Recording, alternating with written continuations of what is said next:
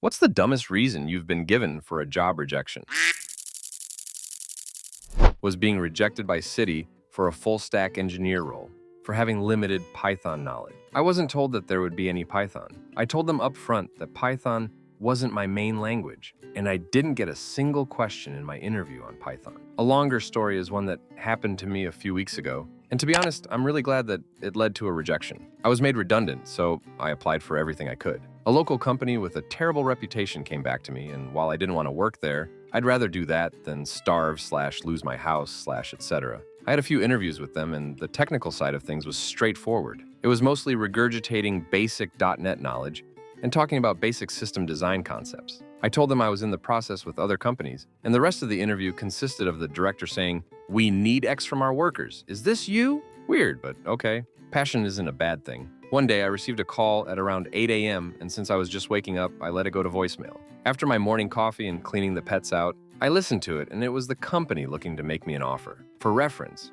my neighbors are having extensive building work done. So from 9 a.m. onwards, my house is super noisy, and the company knew this. So I emailed to say sorry for missing the call, and to check if they were free to talk now about 8:30. I was prepared to reject the offer, unless they were going to offer me substantially more money than they were offering. But I then received an email saying, "Don't bother. When you didn't pick up, we went with the next available candidate." So they rejected me because I didn't immediately pick up my phone at 8 a.m. I spoke to a friend that worked there, and he said that their MD doesn't believe in technical ability as a factor and would rather pick eager candidates over those that ace the technical interview. From his experience, this would mean going through 5 to 6 people until someone picks up, and it's led to obviously unqualified people being given senior level roles simply because they picked up. Bullet dodged. Story 2. I got rejected by Facebook in 2012 because they told me the interviewer wasn't happy that I wrote pseudocode instead of real code. I was writing Python. Story 3. Somewhat similar. I was applying for a front-end focused position. The company uses Angular, I told the recruiter. I'm not well versed with React or Angular because my current job is working on a web app with vanilla JS for the front end. They said it's fine, I can learn on the job. I pass all the technical interviews for Lee Code style coding questions. Out of nowhere, they have me do a coding challenge with building up a React app. I also managed to build it, but had to do a little bit of Googling, which they said was allowed, and I'm sure I didn't solve it as fast because I wasn't familiar with React. In fact, I haven't touched React in at least 5 years. Rejected due to technical skills during the React interview specifically. The company doesn't even use React. They use Angular for all their apps. Was pretty confused, but whatever. This happened a few days ago, and I'm still a little salty. Story 4. In my first ever interview as a software engineer, very low level, sophomore, junior year summer internship, I got so nervous I brain farted a fizz buzz. No joke. They ghosted me, and I totally get it. For the one that wasn't my fault, I was applying to a junior DevOps position at a credit rating company that rhymes with Tyco. The job description started with, "Are you just out of college and looking to gain experience?" They put me through 10 hours of interviewing only to reject me for someone who had more experience. Then it's not a junior position? Story 5. I spent about 10 years as a software developer/DevOps engineer before switching into being a product manager. A company was looking for a technical product manager for their infrastructure/cloud team, which is what I specialize in. I applied and went through several phone interviews and an on-site that involved a technical round where I talked about my previous work with AWS, Kubernetes, various stats and logging systems, Python scripting, distributed systems, etc. I also had rounds involving mathematical estimation, database design, and some product design stuff. In the end, they rejected me because I wasn't technical enough for the role. Yeah, okay, good luck finding another TPM with 10 years of development experience in scalable distributed systems. It's not like we grow on trees. Story 6. They, a huge hedge fund, apparently browsed through my GitHub and found a very basic Android app I once made in university which scans QR codes and increments a counter. They said they weren't impressed by it. Story 7. 1. My first employer was too lazy to pick up the phone when background check firms called. Took me forever to connect the dots and find out why offers would get retracted or take forever to get a starting date after I received an offer. Now I just exclude them from my resume because it isn't worth the hassle trying to get them to call them. 2. Being a millennial, even though I met the experience/education requirements. Then, managers said that millennials were lazy, are always on their phones, etc. I looked it up and apparently age discrimination is only illegal if you're over 40. That was fun. Story 8. After what I thought was a very successful interview, I was given an offer pending background check. I was rejected because I had a criminal record that I couldn't explain. Except I didn't. I was super confused. I asked what charges they had found on my record because I did not have a record. I did a simple search on the state's records site. Turns out, the person in the office found a record for someone who was 20 years older than me, and this person had the wrong last name. My last name gets mistaken all the time for a more common name. Think Armsmith, and they thought I was Armstrong.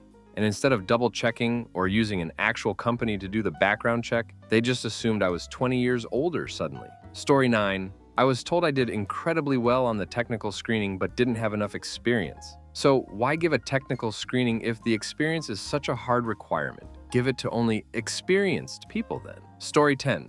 About 2 years ago, a fairly well-known company who works primarily with defense reached out to me. The hiring manager said I would be a great fit. I was upfront and outlined what I would be willing to accept, and they agreed. I did 2 remote interviews, did an on-site technical interview, and a behavioral interview. They said they had one more interview with me and the director before making an offer. Director came in, looked at my resume, and said, "We don't work with people who lie on their resume about being an engineer." I was kind of confused because I don't have an engineering degree and never said I did. He pointed at my position title. When I briefly worked at Amazon, which was software development engineer, I told him that was the title for my position. He then launched into a 15-minute long rant about how the word engineer is a protected word in Canada, and all sorts of software companies are perverting the word, etc., before more or less telling me to get out. Story 11.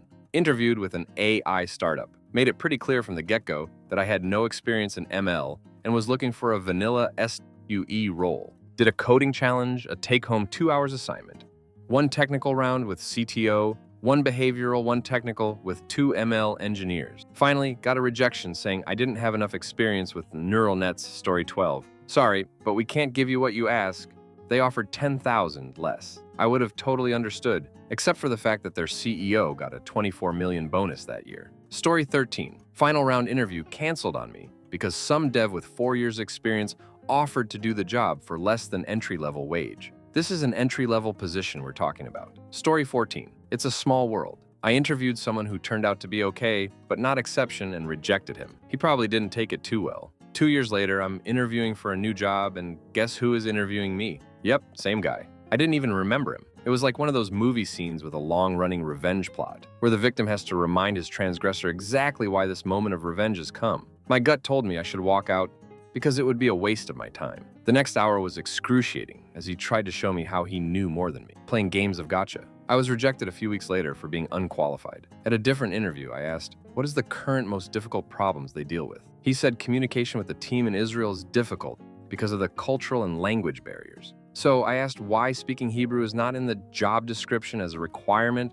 or even a plus. They insisted it was, and that I had not read it properly. It wasn't. This further concreted my conclusion that the people I would have to work with are incompetent and are not open to criticism or feedback. I was rejected for having crazy ideas. Story 15. How are you guys even getting rejection reason? Every time I've been rejected, I get a generic, "Thank you, but we are going with someone else," with no detailed explanation. Story 16. One guy called Jeremy was rejected because his name wouldn't work with the company's database schema. Story 17. No reason at all. I completed 5 interviews for these guys, the final of which involved discussing which team they would want to place me on. I was told to expect an offer in 2 weeks. Heard nothing. Emailed everyone I had talked to and was ghosted by all. Finally got a reply 2 months later from an administrator that they had gone with another candidate. No other feedback or anything. I've never felt so insulted in my life. And that's the only interview I've gotten during lockdown. Story 18. Job looking for 5 years of Python experience. I have known the language and actively used it for 10. They rejected me citing that I did not have enough Python experience. They are illiterate, unable to even read the gibberish that is their own JD Story 19. I got rejected once because I didn't have a car for an intern role that involved no travel. Supposedly, they were worried that I wouldn't be able to show up to work reliably with only public transportation, which is pretty crafty in my city. Story 20. During a phone screen for an internship, I was told that I wouldn't be receiving an in-person interview because they're really looking for those 4.0 students. My GPA at the time was a 3.93. Story 21. I done want to. This was for an internal transfer. This was a CEO who was extremely overbearing, needed his hand involved with every single hire, and even the smallest decisions. The worst kind of micromanagement you can imagine. Both the hiring manager and the person that manager reports directly, CTO2, wanted me on board yesterday. Offers were submitted, signatures were given, but no start date. After waiting for several months and having both my current manager and future manager bugging the CEO weekly, one day CEO just, hey, I don't want to, canceled the whole thing. I resigned about a month later, found a way better opportunity, good riddance. Story 22. We talked in the very first interview about how I didn't know JavaScript, wasn't on my resume or in the job posting. Sounds like an H-1B visa workaround. Interview a lot of people and have crazy and confusing requirements, then tell the government no citizens can do said job. Story 23. One of the interviews I did as a new grad. Went through the whole process and it went well. Recruiter says everything looks good. I should expect an offer and HR will take over for that part. 3 days later, I got a call from HR and said that they're no longer hiring engineer, but she can offer me a different position. This new position is not even technical, even though my whole interview was technical. I don't even remember the title, but I think it's more marketing. I guess not technically rejected, but it was the weirdest thing. IRC, it was a rating/review company, like Yelp, but less successful circa 10 years ago. Story 24. Was rejected because my technical skills weren't strong enough. This might normally sound reasonable, except that the only way I was given to demonstrate them was building, on a whiteboard, a shopping cart website. Based on vague criteria, the interviewer seemed to be changing every few minutes. No questions on specific technology, development cycles, service architecture, etc. It also turned out that the interviewer, the head of development, was wrong about one of the services his own product sold. I didn't tell him this. Luckily, the other company I was also interviewing for, known for being very picky about who they hired, liked the injection process I built. To read a few thousand JSON documents into Elasticsearch, identify similarities between them, and then abstract the searches behind REST services with a full unit test suite and following solid, and a lightweight front end. Story 25. Wasn't on my resume or in the job posting. I'm beginning to think job postings are notoriously incorrect and vague. Too many typos. They're clearly copy-pasted and then lazily modified, if at all. I'm not really sure why that's the case. You'd think technical recruiters would want to save everybody's time and make sure they're accurate. I guess it's just something that gets phoned in a lot. Story 26. Not enough real-world experience. Which would be fine, except I think it was bullcrap. Their interview process, HR call to discuss my background, 10-hour data science take-home assessment, 1-hour online Python/SQL coding assessment with 2 engineers, 1-hour call with manager discussing business cases/product sense questions, 4 hours on site. So you're telling me that during this entire process, no one stopped and thought I didn't have enough real-world experience? What were the technical and business case assessments for, if not to see if I was capable of doing the work for the role? To top it off, I looked at who they did hire, and the people have less experience than I do. I'm annoyed because I'd rather they had just not given any feedback in this scenario compared to what they actually told me. Story 27. I was recently rejected after a tech interview for being over-prepared. Duck that company, overtone. Literally, it said as a negative in the feedback they gave me that I over-prepared. Story 28. Interviewed for a local startup in a small city. I knew one of the only other guys there and was referred by him. They're understandably looking for some senior-level devs, etc. The interview went great. I 100% thought I had the job. We were even discussing how it'll be hard to hire more really senior devs in this small job market, etc. They said, well, you're good, but we don't think you'd be a great fit for one of the first positions. Maybe we'll call you later for another spot. I was somewhat convinced it was a gender thing for a minute or something dumb like that. It turns out they've hired no devs in the past year since I interviewed there. They're being really weird about who they're hiring, and no one knows why. They keep posting in our local dev Slack, and I just wonder if they've realized that they've already burned through the best people that wanted to work there. Duck those guys. Story 29. I did really well on the coding challenge, but bombed the aptitude test. It was some stupid memory game and I was feeling kind of nervous, so I got pretty much everything wrong. I still can't believe companies do this. Story 30. I interviewed with a very large bank looking to do more ML work. Did the interview, it went great. Then they came back and said they really only wanted someone with 10 plus years of TensorFlow experience. This was in 2017. Story 31. I interviewed for an extremely basic internal help desk position last spring. Like, it wasn't even super technical. Password resets and such. I had many years of customer service experience from working in retail and banking. I had multiple years of experience in the company's field, finance. I had BIA Plus certification, and I had a friend in the company vouching for me through their employee referral system. The interview went very well. They seemed to like me and my experience and were impressed by my organization. I even got to shadow an employee for about 15 minutes. One of the hiring managers was on vacation, so it would be a couple weeks before they made a decision. Okay, no big deal. I contacted the recruiter the next day asking how it went. He said it went well. Whenever he finally contacted me a couple weeks later to let me know they chose another candidate, I had to ask for a reason, and all he told me was, I think that it was more that the competitive field was very strong. Considering they had multiple positions open, that felt like a non-answer. Some friends/family thought it might have been sexism, but I disagree. Through a lot of digging, my friend thinks the actual reason I was declined is because I was taking 1 to 2 evening classes at the time, which they knew through my resume and the interview, and they are not flexible with their scheduling. When I mentioned my classes in the interview, they did not make a big deal about it and said, it should be no problem to switch with other employees if I was scheduled to work on a night I had class. I felt insulted by how I was brushed off without a real explanation and defeated because this was my first attempt to break out of retail into it, and I was miserable at my current job. Joke's on them though, because late last year my friend helped me get an internship that led to full-time employment this June in a different department that pays better and will offer more learning and growth opportunities. And my manager is the bomb. Story 32. Similarly, my fault. During Rona, I have a video call, and the interviewer wanted to just jump into Visual Studio and write a C# CLI program that does some algorithms. I mean, man, I can modify some post parameters or a return value, but that on the go with little specific C#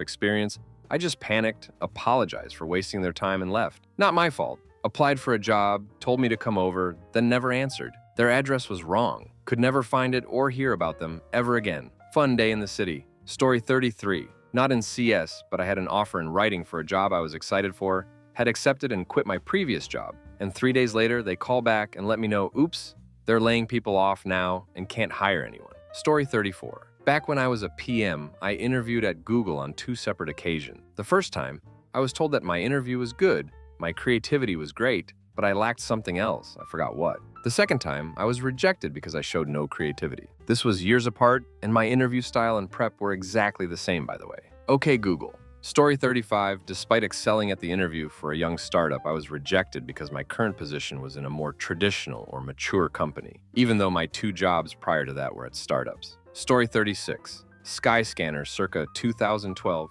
to 2014. The tech interviewer was a few years younger than me and had been with Skyscanner for quite a number of years.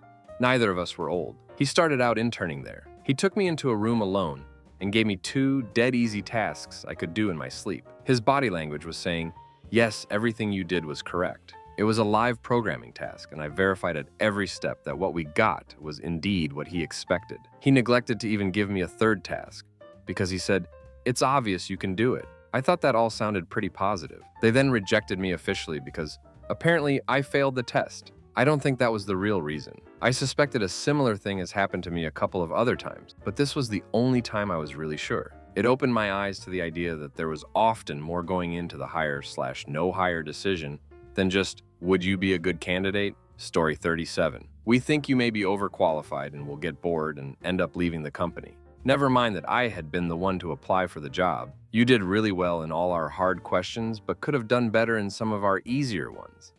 Okay? Story 38. I wasn't given a position as an analyst. Their reason was, we prefer to hire people that are more of athletes. Like, WTF? How is that constructive feedback? I didn't know being an athlete made me a high-caliber analyst that could input data and use Tableau. Story 39. After a phone screening and then phone interview that went well, I was told I was too extroverted to fit in with the team. She made several comments during the interview about it, but overall, it still went well. The person interviewing me said all the developers keep their earbuds in and don't socialize with anyone. So basically, I didn't fit that mold, despite them liking my work and ethic. Story 40. Back in my searching for my first internship, I applied to a role that wanted SQL experience. I didn't have any experience, but the interview went really well regardless, because they expressed interest in hiring me, and they liked my attitude/culture fit/willingness to learn. I got rejected due to not having any SQL experience, understandably, however. I learned through my career counselor at college, who got me the interview, that they hired someone with no SQL experience anyway. So,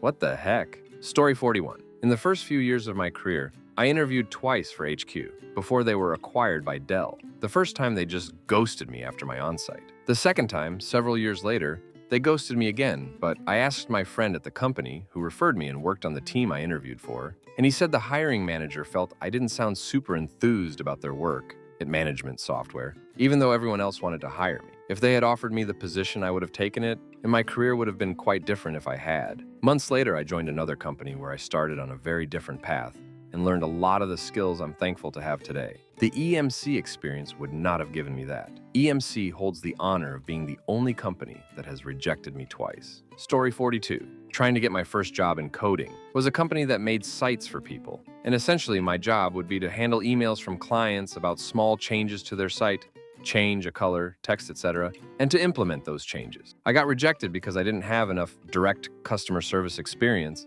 I've worked at restaurants over half my life with some retail and healthcare mixed in. WTF do they think happens at restaurants? Customers just write down what they want, and we never talk to them? And the places I worked at, one was 2 blocks from their office, were all fine dining. Still drives me nuts. Story 43. Not as silly, but applied for Java position. No mention of TypeScript or React. Entire 30 minutes of interview were spent on TypeScript and React. I did have it on my resume and developed in it, but clearly said I have limited knowledge and learnt it on the go while on the job. The more I explained I don't know the in and outs of how React works, the more the interviewer dug deeper. He ended up not asking a single Java-related question for the Java position I applied for. Story 44. Here's a fun one. A recruiter contacted me about a startup and I was open to new roles at the time, so I bite. I have a long, drawn-out breakfast with the tech lead, then go in for an on-site interview. They were all fairly accommodating and I didn't feel like there was anything I didn't answer well. At the very end, in walks to human resources person, asks me why I wanted to work there.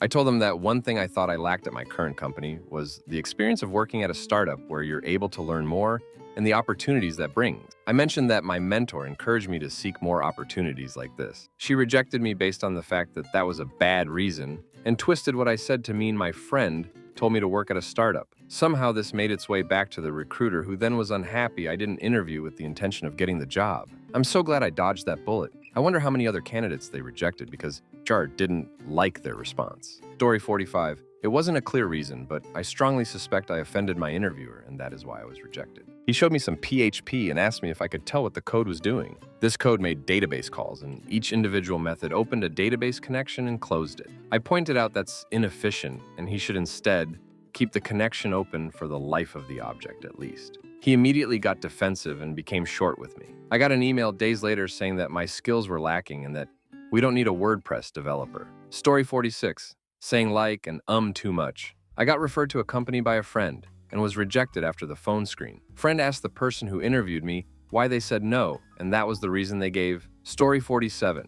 Our requirements for the post have changed and you no longer meet them. I applied for React developer post. The whole interview felt like it was for nothing. Story 48. Not a rejection per se, but in the interview, I straightforwardly told them that I have no JS XP. They said it's all right and that I will learn in at job and accepted me. Then fired me 2 weeks later because I didn't have enough JS experience. Story 49. That's more than our most experienced developers earn. Okay, I get it. We were in the middle of a pandemic. You are probably worried about your finances due to the economic downturn and so on. But please have some tact and blame it on budget reasons, salary bands, or whatever. You don't have to throw it in my face that you are already comparing me to your other employees. Story 50. It's side, but one I think you guys can sympathize with. I did the math on this after it happened, and this company wasted a total of almost 20 man-hours over a phone screen and 3 rounds of interviews, including HR, 2 or 3 guys who would have been my coworkers, a guy who would have been my boss, the director, and the CEO. The company was one of those places that buys failing businesses and either turns them around or sells them for parts. They loved my technical background. They thought they'd get along with me, and I was interested in what would have been my main job. Go to a company they just bought and figure out what it would take to get their IT working. Why was I rejected? My last interview was with the CEO on a Friday. He wanted to know when I could start. I told him my last employer was a staffing firm and I was still technically employed by them, so I thought I had an obligation of telling them before starting with the new place. I had a meeting first thing Monday with my point of contact, who was on vacation, so I could start basically any time after 10 a.m. Monday. He said he would leave it to HR to figure out the specifics. Got an email Monday at 8:03 a.m. saying they were passing on me. The understanding I had up to that point was that everyone else had been told they were not in the running, so I think they may have had to start over the whole process because they didn't like me telling my current employer I was leaving. Story 51. My favorite was for a warehouse position, and my resume shown the job changes within an organization. The guy takes one look at my resume, sets it aside and says, "Wow, you look like you'll go far with insert company name here." The others either involve screaming to some degree for wasted time or a lackluster thank you while being kicked out the door. Story 52. During the on-site, I managed to add working features to a React app, Live One. Sounds like this was earlier in your career. So this is directed at the new folks. Don't do this. An interview isn't free consulting. Interviewers at legit companies invent real-ish, but semi-standardized problems for interviews. Greater than they rejected me citing, I was bad at troubleshooting and not enough JAS experience. 2. Some people try to under-promise and over-deliver. It's perfectly legitimate to interview a dev who seems smart, even if they claim they don't know the language/framework you use. Maybe they're just being modest. Likewise, it's perfectly legitimate to decide not to hire someone because they don't meet the bar in a coding test. It sounds like they wanted someone with more JS experience, but they figured they'd give you a chance. Sometimes candidates surprise you. I've been blown away by candidates whose resume looks like a photocopy of a third grader crayon drawing. They were so good that they never needed to learn how to write a good resume. I'll close by noting that you're basically asking for the exact opposite as everyone else in the job-seeking world. Namely, that companies should insta-reject people if a keyword search of the resume doesn't have a 100% overlap of the skills required for the job. Story 53. Got told I wasn't enthusiastic enough, which alone I guess is not a stupid reason, but A, they sell insurance, not the most exciting product out there, but I still tried my best to show interest, and B, y'all are hiring for a software engineering role. Most of us are introverted. AF, and when you do 8 hours of video and technical interviews, I'm going to get tired. I'm also more extroverted than a lot of devs I know. In a few of my rounds, I had people laughing and I was never that awkward. So I think it was just a BS excuse for just not liking me on their end. Story 54. Interviewed for an investment-type company near Philly. Interview was very straightforward and easy as a new grad. Even had both interviewers tell me I did very well. Got an email rejection the next day and called my recruiter for feedback. And she said, your interviewer wanted to hear more about this project you did. So I said, why didn't they ask? And she pretty much said, I don't know, Story 55. For context, I'm a finance grad with decent Python/SQL skills, along with a GitHub to prove it, applied for a data analyst role. Python skills greatly appreciated? Great! Right in my niche. My past internships translate neatly to this role as well, so should have some good things to talk about. As the interviews go on, we talk about the responsibilities heavily, and they mention how they've begun bringing on more Python-inclined people to automate this stuff. I go, great, because this is something I can do well. They caution it's very operational, and I go, well, that's fine, no big deal. I can do that and write scripts to help improve the workflow after I figure out what needs improving. I breeze through all the interviews, get rejected on the final round. I reach out, what happened? Turns out the team were concerned that I wouldn't find the job fulfilling, and that I'd leave the department, and that I had much greater technical skills than they needed, which should be a good thing. Then, the HR rep turns around and tries to offer me a sales position, which was confusing as all hell. Story 56. I did not perform well in the coding challenge, even though it was in the language they requested, had much lower memory footprint than the average solution in the field, was fast, had unit tests with 100% coverage, proper formatting, and solved 100% of the tasks. But that's okay, since I talked to some of my former colleagues, one of whom happened to have worked there a while back, and it was the crappiest place ever, so I would have rejected them if they hadn't rejected me first. One time I didn't get any reason. I was just blocked on all communications medium. I noticed that only when I wanted to check back for an update on my final stages of the interview, since I already passed several stages. That time I really needed a job because I was relocating to the area. Another time my CV was rejected, didn't even have a call, even though I fit the requirements absolutely perfectly, having written the book on the stuff that they were doing. And my CV and projects kind of told that message. But I've also been on the other side. I've rejected candidates that seemed perfect at first, but then realized that their approach to solving problems would just not work. And they weren't asking for mid-level salaries in order to spend time on changing mindsets. So maybe a reason can seem stupid, but it's often a mistake in communications rather than ill intent. Like one time, a very impressive person with a good profile and high recommendations was given a multi-step problem that a senior dev would solve in 40 minutes, and talented junior devs solved in 3-4 hours. And after 3 age of over-engineering, he failed to complete the first easiest step. Another time, a very strong profile of a former consultant, having had multiple successful projects with international organizations and corporations, opened a Microsoft Office product in order to manually change a purposefully malformed data packet that is supposed to automatically be processed via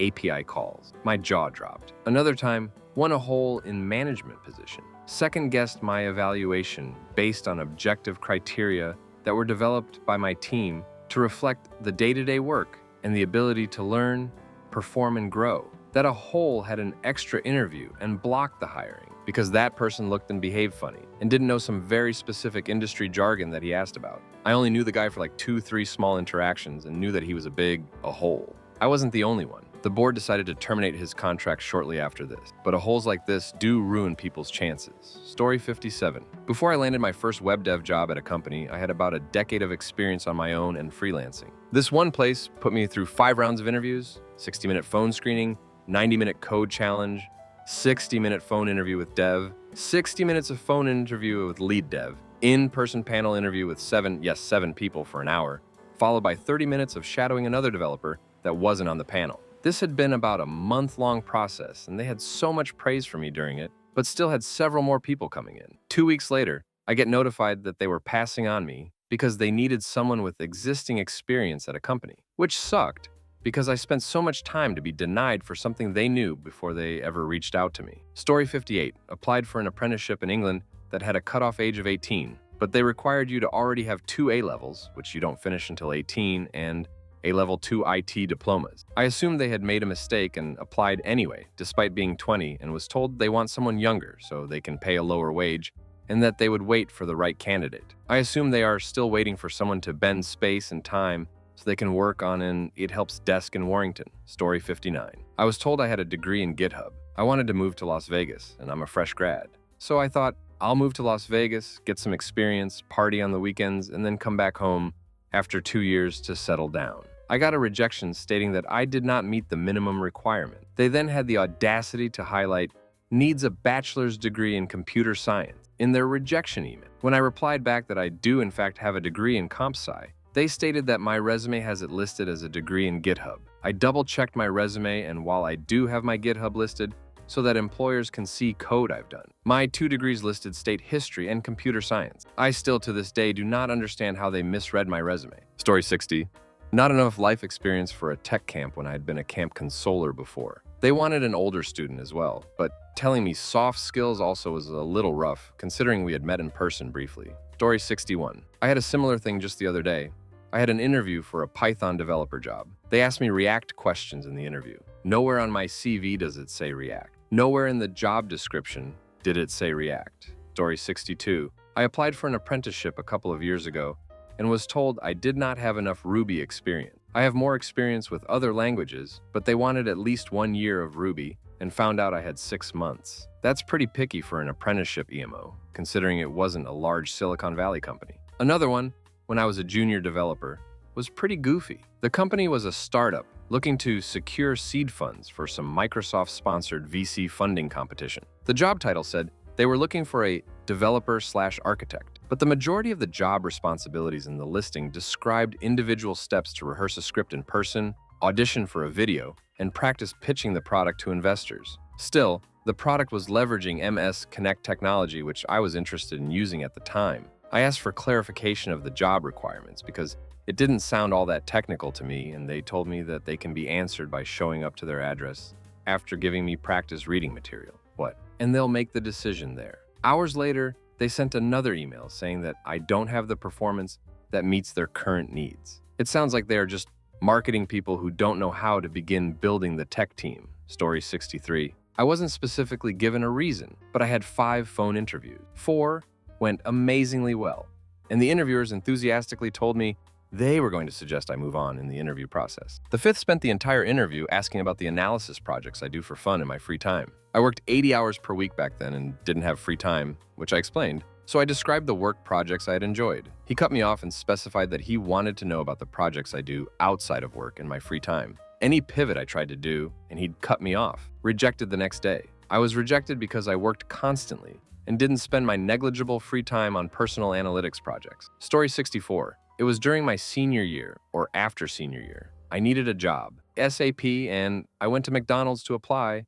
and they asked me if I was interested, and I said yes. And they asked me if I was in school, and I said yes as well. Then they straight up told me, oh, well, we're not hiring at the moment, sorry. Story 65. I wore what I thought was a nice button-up flannel to a very hip company. Had kombucha and beer on tap. People weren't wearing shoes in the office. Hoodies, Skittles stations everywhere. The interview went very well. It turns out I had submitted a vulnerability report to a company whose website was made by the company I was interviewing with just days prior that leaked about anyone who had ever ordered anything off of their website without authenticating. Told them about that, thought I was a shoo-in. Got a call from their head of HR and verbatim said, "You had great interviews, but the shirt showed a lack of professionalism that we value here." I reached out to my friend who referred me, and he gave HR a mouthful. He asked everyone I interviewed with, and they all gave me a thumbs up for hiring. Lesson learned the hard way as a college student. Story 66. Capital One had a boot camp-like program going at one point, IDK if they still do this, geared towards recent grads who didn't major in CS and had little programming experience. They rejected me because I didn't have enough programming experience,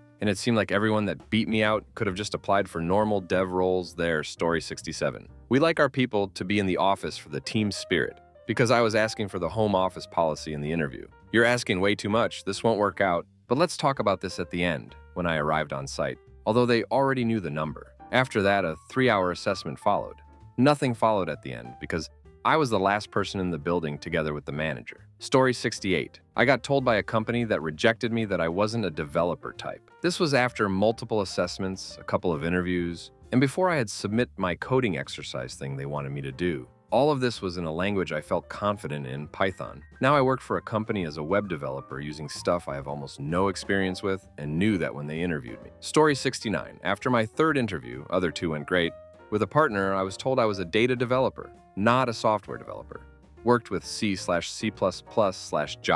Barely touched any SQL. Even Google doesn't know what the heck that means. Never heard mention of a data developer. Story 70. I applied for a front-end developer position several years ago. After the technical phone screen, I was given a 1-week take-home test to design a web application using JavaScript. Eventually, I was rejected because they were unable to run my web application. The guy testing my work was able to start up the Node.js server. However, he didn't understand the concept of navigating to localhost to view the index.html page I wrote. Story 71. I had gotten to the last interview, which was a 3-hour in-person with the team to meet everyone and see how we get along with Bleacher Report. Was told this was mostly to see if the team liked me, which I was told I was fine and such, and to expect an offer during a meeting with the QA team. I was asked my opinion on full-stack developer writing tests for their code. I told them that I think writing tests are a great way to keep code bug-free and prevent merging in issues that could have been foreseen if a test had been in place, etc. Got home and was given a rejection email right after. The reason? Doesn't like testing Bleacher Report's loss. At my first job, I increased revenue by 23% with some ideas I had for better monetization and productivity by 15%, by making parts of the code base a lot more dynamic and stenciled. I'm sure I dodged a bullet. Story 72. I had SQL Server listed as one of my skills on a job listing, and the recruiter warned me to add TSQL as management would reject anyone without TSQL listed. I explained to the recruiter that SQL Server runs on the TSQL engine. She said she knew, and despite explaining that to management, they still discarded previous candidates with SQL Server listed, but not TSQL. I added TSQL and didn't get a callback, but at that point, I didn't want the job. Story 73. We had someone get let go after only 6 months at the company for poor performance. It was the first time she had been told that she was performing badly in her entire employment. Story 74. I work in finance and was laid off after the crash in 2008. I had somewhat of a sizable gap on my resume, still unemployed when I interviewed on-site at a small accounting firm. The rejection email stated that they were looking to hire a mother returning to the workforce. I would have done anything to get married and have children. I can't begin to explain how painful this punch was. Kick them while they are down. Story 75. Tried to move up in a restaurant and was told I was too valuable as a cook. Yes, after that my attitude went to crap and I made an ass of myself, showing just how invaluable I could be. Story 76.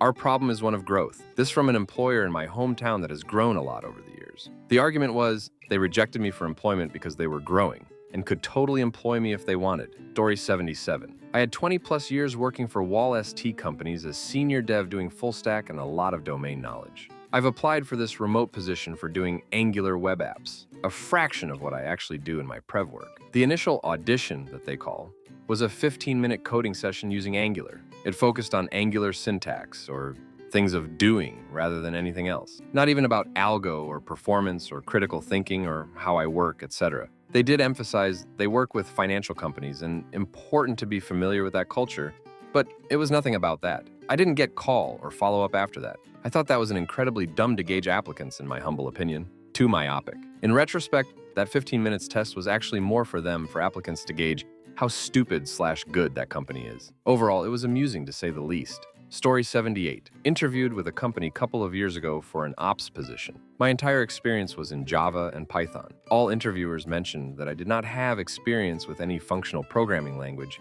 and JS, but that is non-issue, and it is just a nice to have. All the interviews went really well, but was rejected, stating I did not have JS and other required skill sets. Story 79. Not a company rejection, but an internal interview loop rejection. I will admit that I flubbed the technical questions, though I wasn't really expecting any due to it being an internal transfer. The reason I didn't really expect a technical interview was that I have a strong work history at the company and thought the manager would review that first, so I didn't really prepare. Turns out I was wrong, so I got a rejection from them. Ironically, though, the hiring manager cited, couldn't tell if I knew how to do QA for software, when over half of my career was doing QA for software, and I'm one of the QA champs for the organization I'm in. I get that the rejection was just a copy-paste of a standard form, but it was enraging to be told that they couldn't figure out that I could do what I was trained by and considered an expert at doing. Granted, that was also the day that I said to myself, internal transfers aren't worth it at my current company. Story 80. Not literal rejection, but one job asked in for second tech interview to go over sysadmin skills. Short, they said, like 15 minutes. Instead, it was over an hour of Python trivia. I assumed it was an effort to say FGB isn't what we need. Who knows why? Story 81. Eager. Less capable candidates can be worked harder for less money. They are more desperate, and the company leverages this. You definitely dodged a bullet. Story 82. Rejected from a director position because my drive was too long to the office, and in the winter I might not get there. It was for a remote developer group with the closest member about 1,500 miles away. In a silo that I have about 25 years, in a tech stack I have 15 years, in a market that I had about 15 years, dealing with clients I had years of history with. But my drive was too long. I somehow think no one is driving to that office these days. Story 83. I spent more than a few hours putting together a mock website to show off some UX functionality based on their design requirements, and they rejected me because they didn't like the colors I picked. Story 84. Because they already filled the position, but they wanted me to apply for the same position a few weeks later for another term. Like, y'all got my contact information. Just call me Story 85. I went through some crazy-ass application process. Did the Wonderlic test, the stupid personalities tests, a Codility, then an on-site. After all that, I got the offer, but they were like, well, this is all we can offer. I asked for X and tried to negotiate salary. They came back saying we don't hire candidates who ask for more and have to settle as, quoting some BS psych paper, that they are more likely to leave in 6 months. I was like, you understand how negotiates work, and they pretty much revoked the offer. I figured no skin off my back. I ended up at a much better company for way more money. Story 86. I was up for a promotion to supervisor, had put in 5 years there, and when the time came for a decision, I got completely overlooked. When I asked my manager why I wasn't even considered, he told me that they'd have to pay me too much. I transferred to a new property shortly after that. Story 87. So I went through all the interview rounds for this technology staffing agency that primarily services Fortune 500 types. After a week of not hearing back from the recruiter, I follow up with them to see what their feedback was. The recruiter goes, "Hi person, thank you for reaching out. I want to say congratulations as the feedback we got from your interviews was good. You officially passed the on-site. Unfortunately, we have no engineering roles available at this time." I found out later that apparently they like to constantly interview people to add their roster of potential engineers, regardless of whether or not they actually have roles available. 3 rounds of interviews for nothing. Story 88. For a remote position a couple years ago, got kind of deep into the process, and then they said, oh, we only let junior people work remote. Seniors have to be on site. Story 89. Because they had people on non-active thanks to COVID, and they wanted to rehire them first. Valid reason, I guess. But why go through the trouble of doing an interview and letting me make a programming test, which I did pretty well on, if you already know that. Story 90. Worst rejection was when I applied for an internship at NASA. I had no real expectation of getting the position, but I tried and hoped for the best. After about a year, I think, I got a notification that I was not selected because I hadn't been in school long enough. This was during my senior year, and the application mentioned something like a minimum of 1 year of school. At another company, I had an interview for an internship, and I'm pretty sure I was a fluffer candidate, or maybe just a warm-up interview. They did not let me answer anything and couldn't get me out of the room fast enough. However, I did get a very polite call from their HR lady telling me that she hates that she had to deliver some bad news ahead of the July 4th holiday. On the plus side, when I applied for my current job, I got a call 2 hours later from my recruiter about getting an offer. Ooh, I almost forgot about what had to be the worst application experiences I ever went through. This was at a fairly sizable manufacturing company. When I did my application, I had to take a personality test that was totally bonkers. It asked a series of questions in an either-or format. The problem is that there was usually no right answer, and the options really had nothing to do with one another. Something akin to the questions might be: would you rather discriminate against a colored coworker or kick a baby, steal from a store, or lie on your taxes, create a safety hazard, or visit Paris and lie on your taxes, or steal from a store? I managed to fail the personality test because I'm apparently some sort of psychopath. The funny thing is that this company ended up facing some pretty heavy accusations of racial discrimination in their hiring. What are some of the odd reasons you've been rejected? Story 1. Palantir rejected me as a new grad because they wanted someone with more experience building large-scale systems. It was a new grad software engineer position. Why even interview me? Story 2. I did a technical interview once that had 2 coding questions, which in total were supposed to take me about 30 minutes to solve. 7 minutes in, I had solved both of them. They were really simple questions. The conversation then went as follows. Him: oh, I don't really have anything else, so we'll just go over time and space complexity, I guess. Me: okay, not my strong points, but I'll give it a try. This is time complexity and O of n space complexity. Him: are you sure about that space? Me: I mean, pretty sure. It creates a constant sized list based on the size of the input, and that's the only thing it's creating, and there's no recursion, so the call stack isn't growing. Him: it's actually O of 3 in me, but you drop the constants when doing complexities. Him: no, you don't. Me: I'm pretty sure you do. Him: you admitted this isn't your strong point, and you're obviously not willing to admit when you're wrong. We can just call the interview early. You'll hear feedback within the day. Needless to say, I didn't get the job. Story 3. My favorite recent rejection. At the end of a 4-hour interview for a full stack role at a startup. Me: what would I be working on first if I started here? Interviewer: probably working on the front-end team. My internal monologue: oh, bummer. I wanted to move more full stack, but I'm sure I can take on some back-end work in the future. Interviewer 1 week later: you did great throughout the whole interview process. Everyone really enjoyed meeting with you, but we're rejecting you because we want someone with more back-end experience. Story 4. My last company had a president/CEO that had to be involved in literally everything, from hiring a receptionist to reviewing PRS. We had feature and bug fix backlogs that were several years long, features that our biggest resellers had been checking in on for 3 years, and we were struggling to hire competent engineers. I talked with my manager about moving over from a support/sales/integrations role into development. He was like, please, yes. He talked to the dev manager and the CTO, who were both like, oh God, please, yes. CEO was indifferent. We did an interview. CEO hit me with this line of questioning. So, when did you finish your CSI? I'm sorry, what? Your CSI? I'm not sure what you mean. Your CSI? When did you finish it? I have no idea what you're talking about. Silence for 30 seconds. I mean your undergrad, your CSCI. Oh, a few months ago. I went on to ace the technical interview, wasn't that hard, and received glowing feedback from everyone in that room except the CEO, who begrudgingly had HR send me an offer. Papers were signed, but no start date was indicated. 3 months later, when I've been asking the CTO, dev manager, and my manager about it relatively regularly, and they've been asking CEO about it, he just decided, nah, we isn't doing it anymore one day. I had a new job lined up a month or so later. This is the same guy who was adamant that we hire a 60-something guy who hadn't actually written code in 10 years just because CEO had hacked some modem software during his undergrad that the dude wrote in the 70s. They had to fire this person after 6 months because he just couldn't wrap his head around the code base. I don't feel like anything was lost. I'm much happier where I am now. I have a comment buried somewhere about this CEO and his hard substances habits, low-speed car chases while on said substances, multiple marriages and babies, and alleged affairs with intern hiring his latest mistress on as COO.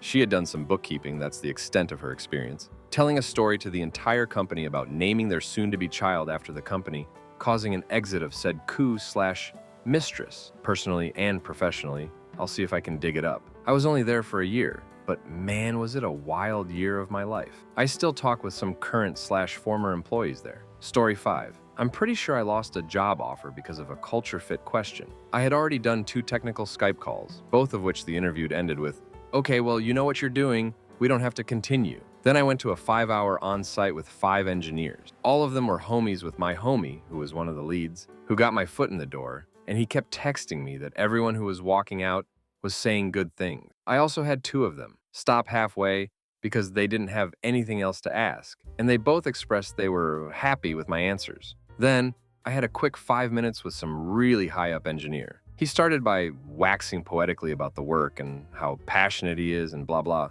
Eventually, the conversation turned to why I started programming. I answered honestly. I said that it was a lucrative career and often had sweet benefits. He seemed really disappointed I wasn't more passionate.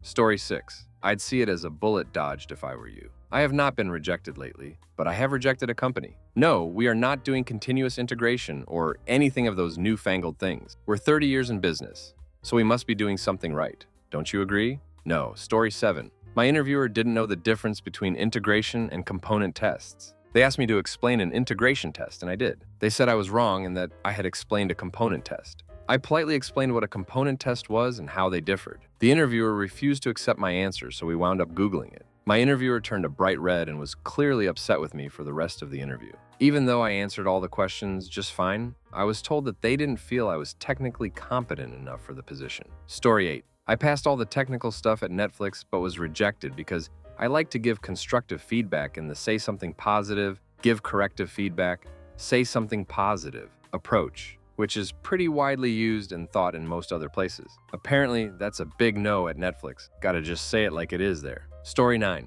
I got rejected from a job after graduating college because code on my GitHub that was from before starting college wasn't up to the company's standards. Story 10. I wasn't rejected, but I totally froze because it was such a silly question. I just giggled and couldn't come up with an answer. Still got the job. The question was, if your programming style was a Dungeons and Dragons class, which class would it be? Wizard is the boring answer, of course. Barbarian would be funny. Story 11. I'm pretty sure I got rejected for a consultant architect position at a Big Four on site after I explained to one of the interviewers that I was leaving my previous role because they had too much of an East Coast corporate mentality. When I was pressed to explain, I explained how West Coast companies tend to be more loose, self-start, influenced by middle cultures, whereas East Coast companies are a bit older hierarchy. Suit and tie, top-down leadership style organization. The recruiter then explained how successful she had been in starting and eventually selling her East Coast company. Yeah. When you're interviewing for a consulting role, don't say anything that can be offensive to anyone. Story 12. Managed to land just one interview after graduating and got rejected from it. Even though I felt I aced the interview, and the reason for the rejection I got was, we're going with an individual who has 3-year experience under his belt, even though the position was a new grad position, and so did I. Worked full-time throughout undergrad and had internships as well, but oh well. Story 13. I didn't know when an array list increases in size. My interviewer didn't know what a helper function was, but usually it's for totally legit reasons. Story 14. When I was first applying to internships, the final question they asked me was whether I used a Mac or Windows machine at home. I said Mac and they laughed at me. Got ghosted after that. Story 15. I was asked what would I do if a method had too many parameters. I said that I would refactor it into multiple methods. The correct answer was to put each parameter on its own line, apparently. Cringe and breaking news. This company has since fired all of its devs since auto formatters have been invented. Story 16. I applied for a job that was 5 minutes down the road from me, and I got a reject email back saying they are only taking local candidates. Another time, I had a recruiter call me that he found my resume. It contains a link to my website/portfolio. On the website and my resume, it has my chemistry degrees listed, and I listed the coding bootcamp I did. It is very clear I don't have a computer science degree. On website, I even explain I'm trying to switch fields and only have experience programming robots. The recruiter starts talking to me about a Python job, then tells me that I have to have a computer science degree for it, and since I don't have a computer science degree, I would not be eligible for the position. Why even call me? Story 17.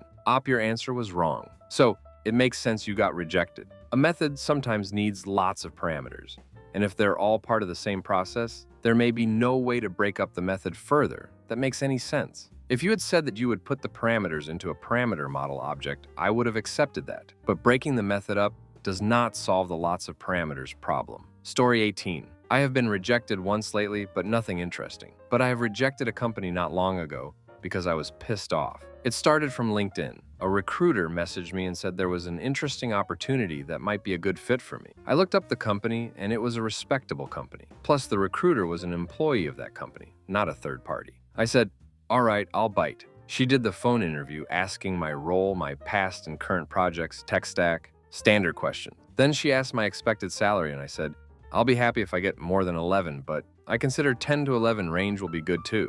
She said the range was within their budget. Perfect. And after that, she asked me to send my resume. A few days later, she sent an interview invite, and it took a full day because the task was to do a simple project. I found it interesting, so I gave it a shot. On that day, I did the task, and I had to present it to a bunch of engineers after. During the presentation, they asked some questions like the design decisions, edge cases, potential improvements, etc. Overall, it was a good session. After the first on-site interview, the recruiter said the team was super happy and invited me for another on-site interview, but this time was only half day. The task was to look at the production code and work on a user story. I thought that was nice, so I took it. This time was a different team, but the drill was the same.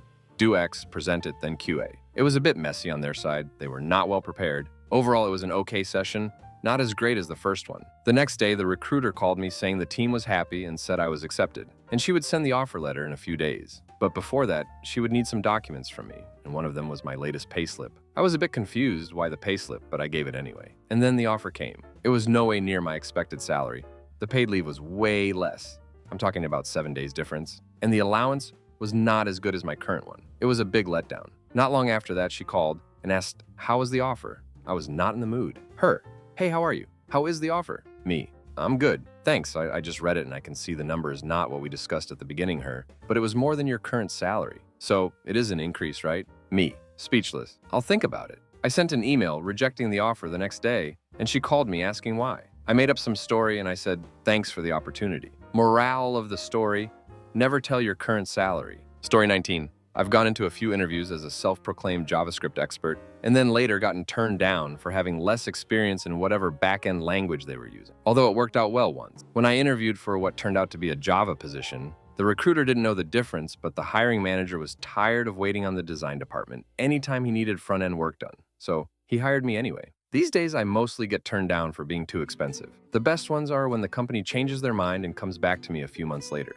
Story 20. Twice I got that I was overqualified while having no transferable experience. I was trying to go from a service desk role to a software analyst role. Story 21. I've been rejected because I wouldn't do FizzBuzz on a whiteboard for a managerial position. I've been rejected from a mid-level position that paid more than the position I held at the time because my duties were more complex than the position offered, and the management was concerned I'd be looking to trade up before their investment paid off. I've been rejected from a company in Arizona because I once worked in Seattle, and they were afraid I'd leave because I don't like the weather. I applied to them after living in Phoenix for 3 years. I've been rejected from a junior position when I had 7 years of industry experience already because I don't have a college degree, despite having hundreds of credit hours of various classes I've taken to learn different skills. I've been rejected because my resume had 3 different colors in it: black, red, and gray. I got this information back from a recruiter. I've been rejected because I told a hiring team that I think companies who build in-house frameworks for common systems like CMS have planning issues.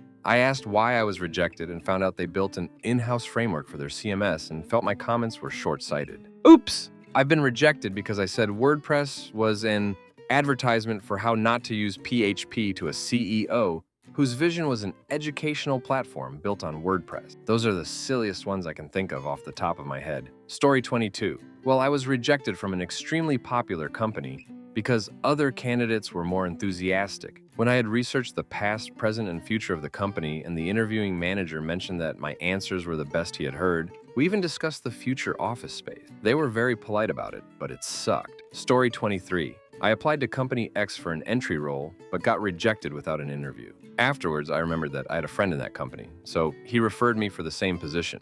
And then I actually got an interview. In my opinion, the interview went very well, but I got a rejection 1 week later. I told my friend and asked him to ask his recruiter if they can provide me any constructive feedback as to why I was rejected so I can improve on it. He talked to her, and the interviewer said that the interview went very well, but they were looking for someone with 3 to 5 years of experience. This is for an entry role. What the heck? Story 24. I imagine in some cases you can refactor into multiple methods. The only thing you can do in every situation is put each parameter on its own line. They could have specified it was a style guide question to see if you really knew that, instead of getting confused. Hell, some people, like myself, might say they would look at the parameters and consider if they deserve to combine into a class, kind of like a point class instead of an XYZ. Story 25. When I first moved to California, I didn't have a job lined up, so I was hitting Airbnbs to make my interviews. I had my grandmother pass and had to hit New York to make the funeral. I was told the company I was interviewing with wanted someone more serious about living in CA who wouldn't ask for relocation stuff. I didn't ask for relocation. They assumed I would ask because I told them I was at a funeral for my grandmother in New York and couldn't do any in-persons for that week. Even when I kept trying to explain all of this, they just ignored me and said they didn't want to take a chance that I wouldn't relocate from New York. I've never even lived in NY. People are fragging weird. Story 26. They were looking for someone younger than 30 with a master's degree in CS and at least 10 years of software development experience. Not sure where they were hoping to get this whiz kid from. Story 27. I was applying for jobs after graduation and I got an email from a recruiter after I sent in an application. They wanted to schedule a phone interview. After agreeing on a time, I wrote, this is the entire email. Okay, if I have any more questions beforehand, I'll send an email. I look forward to hearing from you on Monday. The recruiter then responds back, hi Tableau, I'm sure you're a fabulous fellow, and this is just a reflection of your lack of experience in the private sector, but engineer and I are getting a pretty presumptuous, self-centered vibe from the language of your emails. You'll contact us if you have questions. What sorts of questions will we be asking? Engineer and I have a lot of experience working with technically competent, but self-centered people. So this kind of language raises red flags, as it is typically the applicant who tries to please the interviewers and not the reverse. Good luck in your future application. You have a very promising resume, but we will not be moving forward. The literal entirety of my side of the conversation up to that point was, my number is my phone number. 11 on Monday should be good for me. What sort of questions will you be asking? Yes, I saved that email thread. Rereading it still make my blood boil. Story 28. Had a tech interview with Amazon where they gave me the following question. Given a list of integers and a target value, print all combinations of values in the list whose sum equals the target. That is the subset sums problem. They wanted me to solve this in O of n time. It's NP complete, but I didn't know that at the time. I had about 20 minutes to solve it and spent the first 5 minutes thinking about ways to make it easier before the interview claimed I was massively overcomplicating it and that I should have been able to come up with a solution in only a few lines of code. I then realized he was talking about pairs, not all combination. I only had 15 minutes left and barely solved it. It only took a couple of days before I got a rejection. Story 29. I had already done 3 rounds by this point, including a take-home assignment. I was invited on-site for a culture fit interview. Afterwards, they rejected me because I didn't have enough node experience. Not a single node question was asked, and there was 0 whiteboarding. They knew my experience by this point. Clearly, someone didn't like me. Being rejected is one thing, but lying and telling me I needed more experience after all, this is just lame. Story 30. This is a long time ago, and I don't remember the company, but I definitely remember the circumstance. When I was in college / just graduated, I was one of those funny guys that put Time Magazine's Person of the Year 2006 on my resume as an accomplishment. Most companies chuckled at it, or at least it was a conversation starter. One company got all the way to the offer with me, never having mentioned it. When they called about the offer, they said they had some conditions they were going to email me about. In the email, they specifically said I had to remove that accomplishment from my resume because it was plagiarism. I never responded back, left it on my resume for about another 2 years. Story 31. Put each parameter on its own line, apparently. That is a really nitty interviewer who honestly doesn't sound that good. That isn't even the correct answer. I'd consider putting the parameters into a passable object where the encapsulation makes sense. Story 32. The proper answer would have been to create a new object with all those parameters and pass that in instead. That way, new parameters could be added without affecting the signature. I was rejected several times because my threading code didn't output the same as theirs. I didn't have the heart to tell them that's how threads work and you will not get consistent output. Story 33. Not necessarily odd, but I've had 2 interviews that went very well, only to be rejected at the end of the process because, while I'm qualified for the position, company policy requires all employees have a bachelor's degree. Seriously, why interview me and have me go through the interview process? If you knew I didn't have a college degree. Story 34. Grades in Germany go from 1.0 to 4.0, where 1.0 is the best and 4.0 is barely passed. They asked me for my grades, and I posted a screenshot of them. The problem was that I didn't include the column names of the grades. What they saw was that I got everywhere 5.0, which is super crafty. But the 5.0 are the credit points I get for passing the course. So they told me, sorry, but we can't see any good grades here. But I had an average of 1.9, which is still really good. They ghosted me after I corrected them. Story 35, pronouncing SQL. I said SQAL, but my interviewer went on a wild tangent and said it was one word, sequel. The interview went downhill from there. Story 36. I was rejected for using promises and callbacks in the same project. This was a few years ago when not everything had a promise implementation. I don't think it's a big deal either way. Story 37. I made it to an on-site for a company that expected 2 or a master's degree. The hiring manager knew I didn't have both, but still reached out to me at the time. Then after the on-site, I was told I did well, but didn't have enough experience. Yeah. Story 38. Rejected from a dev manager position because my drive to the office was too far. The entire team was remote, the closest being 1,500 plus miles always. The manager had to be in the office daily. Story 39. Phone interview for a fintech company. All the questions up to this point were math/statistics related, and I was doing well. Then he asks what I would do if I had a private method in Class A that Class B needed to access. This being C++, the answer is obviously functioning pointers, but it's such a stupid question that function pointers didn't even cross my mind, because why would you need to ever do that? So I said something about friend classes and said I didn't have other ideas. I got rejected because I wasn't good enough at C++. From that single weird trivia question. Story 40. Jane Street had an interview where the engineer didn't realize that if using immutable objects in Python, when I pass a variable into a function and modify that variable, it doesn't modify the original instance of that variable. Immutable values are not passed by reference in Python. He said I was messing up and asked me how to fix it. I just listened to him until eventually I said, well, isn't this technically a pass-by value? He just said, no. Mesosphere. No interns from the US anymore. We only want Europeans who can intern in Germany. Sorry for making you do a coding challenge, Rakuten. After 7 interviews, we realized our company doesn't have the budget for an intern after our recent quarter results not doing so well. Me, rejecting. Female engineering manager was doing an on-campus final round with me while another engineer was on video call observing the interview through her iPad. She left iMessage notifications on and I could see she was actively sexting her husband. While I was responding to her questions or if I was writing code, she was on her phone half the time. Then told me after being impressed with me, next time, when you interview, wear a suit. Yeah, your email had no context about whether you wanted business casual or how far you want me to go. If business casual wasn't enough and that you being distracted while sexting in the interview was completely disrespectful enough, then duck you. Story 41. I was rejected because I asked where the employees that left the company went to. This was a suggested question on an interview prep site. The HR lady took that to mean I didn't want to stay at the company long. I only meant to ask it so I could evaluate the growth of the developers there and dig up some possible culture issues. Never got to talk to a technical person at the company. Story 42. This was an interview near the end of college for me. The first couple interviewers seemed to love me, but the last interviewer was one of those I just like to ask random brain teaser people. He asked me, you have a box of fuses, like the type you use for fireworks, that burn for 1 second, but they don't necessarily burn evenly, so cutting them in half doesn't give you 2 half-second fuses. Can you make a 1.5-second fuse? I thought for a minute and told him you couldn't.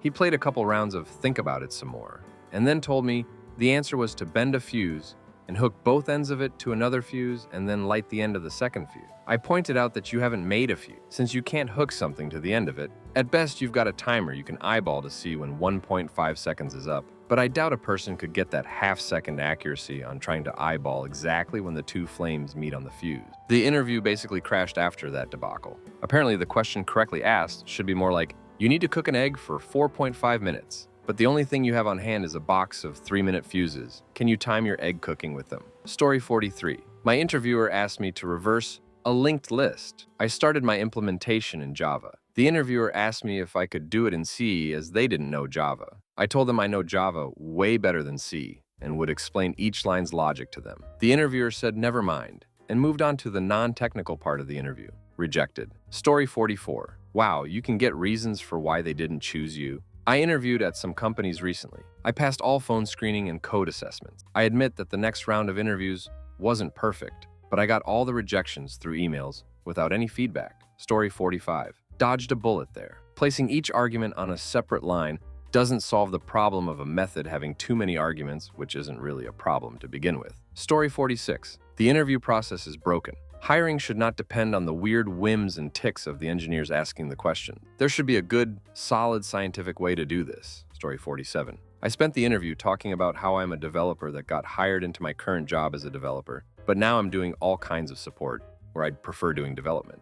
I'm a MSc in CS. I showed all kinds of technical understand during the interview, I aced their little recognize these various snippets from relevant technology test. I was rejected because my profile was to support-oriented, story 48. Position was QA engineer. Coding challenge was to identify a bug in their code and document it. Found a bug where the whole app froze and had to be force quit when given a zip code. Not within their service area, was told that since the zip code wasn't in the service area, that behavior was fine. Story 49, palindrome whiteboard question. I used XOR to compare characters. It's not the only solution, but it's a solution. The interviewer asked me why I used XOR. I explained my thought process and how it would work. I further explained other methods that could be used, including reasons why they were good/bad. Interviewer then said that it was inefficient. I asked what he meant, and he said that Java is inefficient with XOR. I said I am not intimately familiar with the JVM handling of XOR, but it's a pretty fundamental instruction that only takes one clock cycle at the hardware level. I also mentioned that XOR can be found at the gate level in ASICs, CPUs, etc. I mentioned that other compilers, C and such, are going to break it down into a single instruction, minus loading registers for direct or indirect memory access for the operation if necessary. I said it's peculiar that Java would be so bad at something so fundamental, and asked if he could elaborate. Wrong answer. Denied due to lack of attention to detail. Story 50. I'm still in school and just started interviewing with companies. Would it be bad to answer questions like these with "it depends" and provided an answer for different scenarios? Story 51. I had 2 on-site interviews at a very small company. An acquaintance from high school is friends with the owner, so she referred me there. I was supposed to get a take-home test after the second round, but instead I got a rejection email, defeating the purpose of using a test to make the decision. I was also advised to put some personal work on GitHub. 2 things off about that advice. First, I already have personal work on GitHub. Also, I was never asked if I used GitHub in the interviews. I had a technical round with questions, that's all. It was an odd thing where I had something that they were looking for, but was rejected because they forgot to ask about it. Story 52. I referred to the interviewer's pet language as impractical. It wasn't the official reason, but he later made a subtle remark in my presence in a conversation with other people that had just a bit too much emphasis. Story 53. Perhaps not an odd reason, but I wanted to share my experience to show that these things do happen. I had interviewed at a large company a few weeks ago through a referral. They're looking for 2+ years, but I've just under a year and got a referral to the position. The recruiter had told me that they acknowledge that some folks can learn more in 6 months than someone else in 2. Cool. So I had the phone screen and it went great. Moved on to the technical interview and it was the best one I've done yet, out of about a half dozen. Got all the right signals. The engineer even said, "We're excited for you to join our team." A bit odd considering the next day I received an email that said, "Thanks for interviewing. The engineer really enjoyed the conversation and you did really well, but we're looking for engineers with more experience." Rejected. This was about a month ago. I received a call just yesterday from the same recruiter saying that their needs have changed and they'd like to move me forward to the final interview if I'd be up for it. I took the opportunity to let them know that I have a half dozen companies interviewing. Reason for doing that is so that in the event that I do get an offer, I'd have some leverage to negotiate because of another offer. I'll probably mention that I have another offer even if I don't. It's all a game anyway. So yeah, there's a small chance that they mean it when they say, "We'll keep you in our records for any opportunities in the future." Story 54. I was so good they thought I'd get sniped by a recruiter immediately, and the investment wasn't worth it. They told me to apply to better companies because I clearly could work at one. Made me feel really good because it was a billion-dollar company. Story 55. I'm an undergrad and these details are useful, but it would be great if you state the position you are applying for. I'm scared for my life. I haven't encountered a case where I have too many parameters. Story 56. I had a pre-interview with HR where they asked me how much experience I had with CG. I said I hadn't used CG itself, but had about a year of experience with GLSL and a few years with HLSL. For those who aren't aware, HLSL, GLSL, and CG were, at the time, the 3 languages used to write video card shaders. They were very similar to each other, as both HLSL and GLSL were based off CG, and they were all providing low-level interfaces to the same hardware. They were so similar that you could do a search for a function in one of them, get the wrong language, and have the documentation be accurate anyway. It's like drawing a distinction between Python 3.4 and Python 3.6. The recruiter refused to continue because I didn't have enough experience in CG. Story 57. My manager told me he rejected someone because he did not have any social media, and he thought that was a red flag. I couldn't believe he was serious. Story 58. I was told I was too ambitious for the position. I had spent most of the year unemployed, talked about my school projects, previous jobs, hackathons, attempted open source contributions, constant study. I don't normally go all out like that, but Being unemployed gave me lots of free time. Story 59.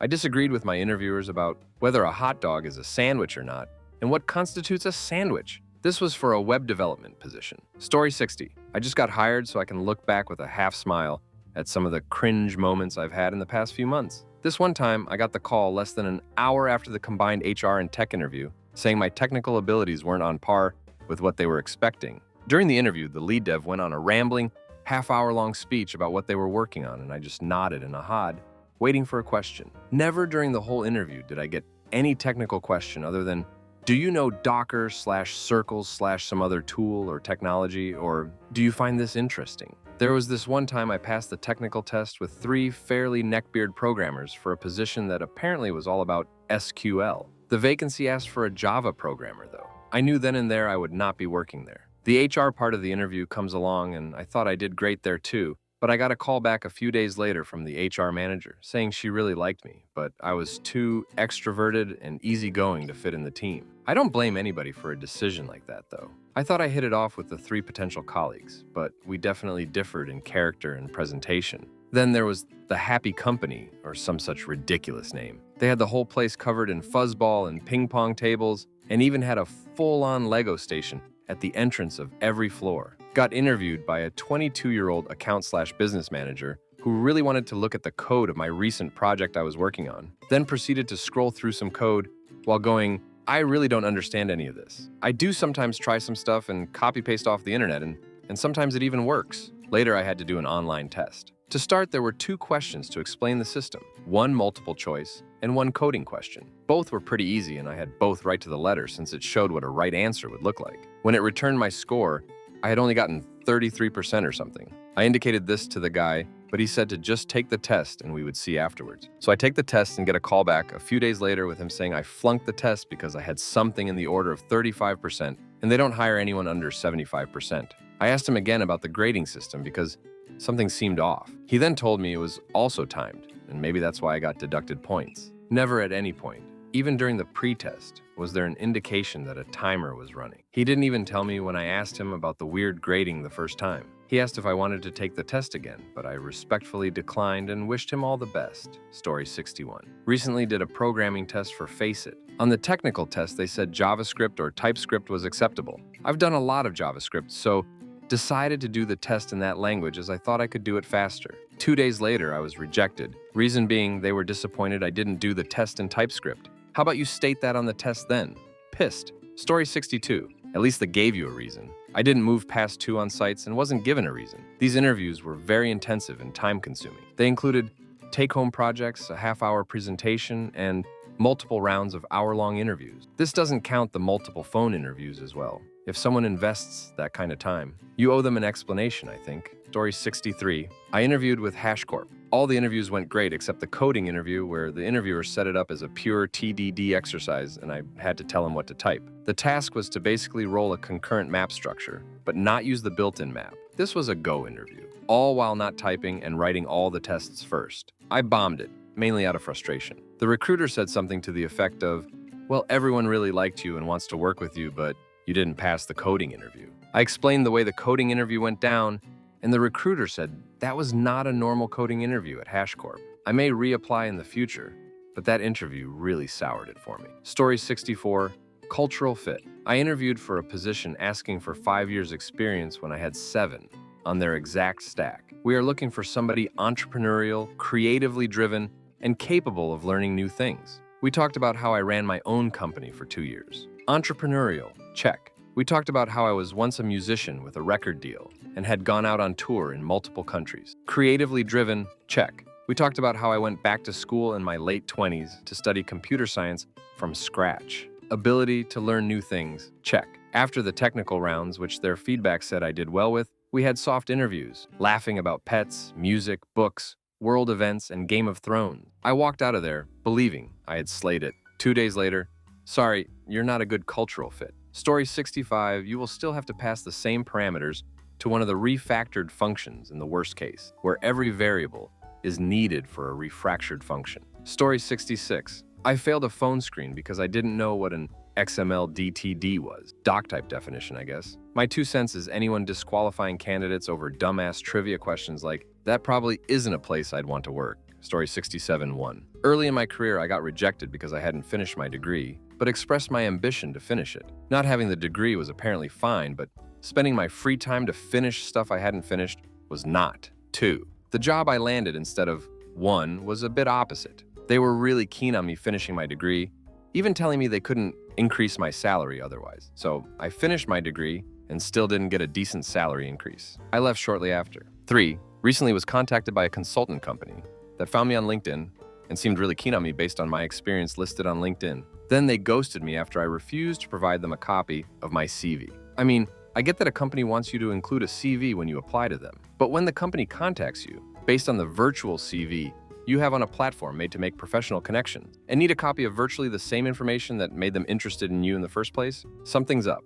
Based on my experience, they wanted my CV to start selling me even before I had signed a contract with them, or they perceived me as difficult because I didn't jump through their hoops. Either way, I don't really care since I'm not looking to go back into consulting at the moment. Story 68. Not an odd reason, quite the opposite. The interview went pretty well. When they took more time than expected, I already knew something was off. Today, they told me I was rejected because the other guy had more experience with PHP. I will be reconsidered at another time. Story 69. Well, I have an unrelated experience, and that is my only corporate experience. So I put it on my resume as additional experience when I'm applying internship. Then some companies rejected me for not having relevant experience, while the jobs were targeting for no experience to 1-year experiences. So I don't know Story 70. A company marked a job on a job board that the job was fully remote. Then, over the phone interview, they told me they wanted all team leaders to move out there, and it wasn't remote. I told them I'm not moving, and they even admitted the listing said fully remote. After which they said some bullshit line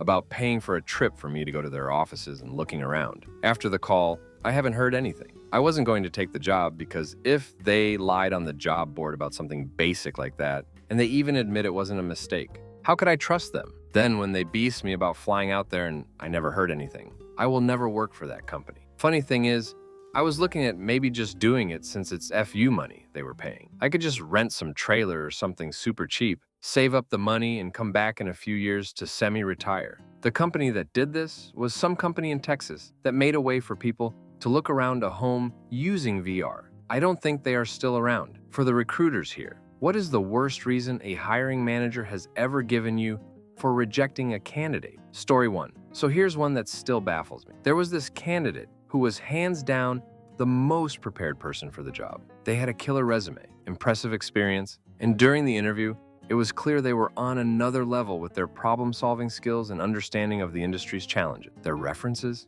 Absolutely stellar.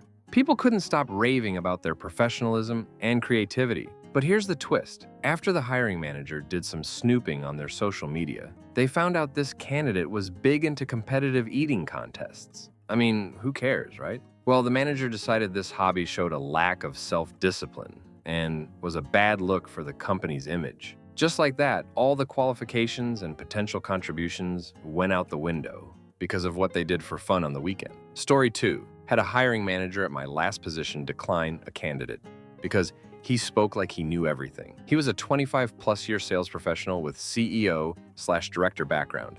He's supposed to sound like that kid. Too many idiots won't drop their egos. Story 3.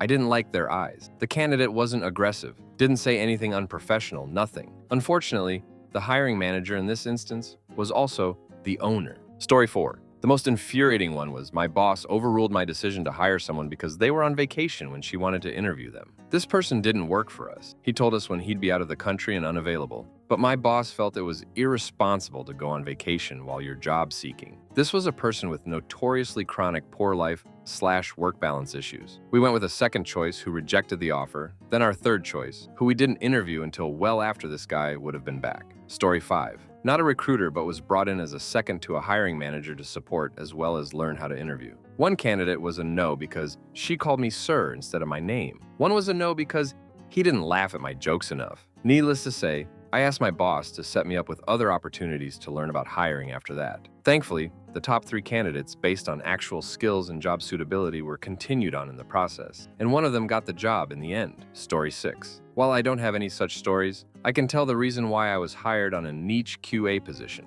In time, I've got very close with my leader, and his GF was a recruiter who hired me and somehow decided to share the reason of why she proposed me over others. She did it because my hobby raised interest in her. I noted that I was growing trees indoor. That Megamind hired me for a rather specific job because I was growing trees at Home Story 7. I had a candidate that was exceptionally well qualified. She came in and gave a stellar interview and asked some very thoughtful and smart questions of the panel. She aced it and was a no-brainer hire. The hiring manager vetoed her the second she left the room because she was too prepared. What does that even mean? Story 8. The candidate did not graduate from a prestigious university or does not look people in the eyes for an IT/CS job where a lot of non-eye-looking autistic people are common. Story 9. I have 3 I can think of immediately. One manager said he had a hard time pronouncing the candidate's first name. Because of that, the candidate isn't the right fit. What happened afterwards? Well, I had to find more candidates. Another manager didn't hire a candidate because she had 2 young children. He felt she wouldn't have time to dedicate herself to the role.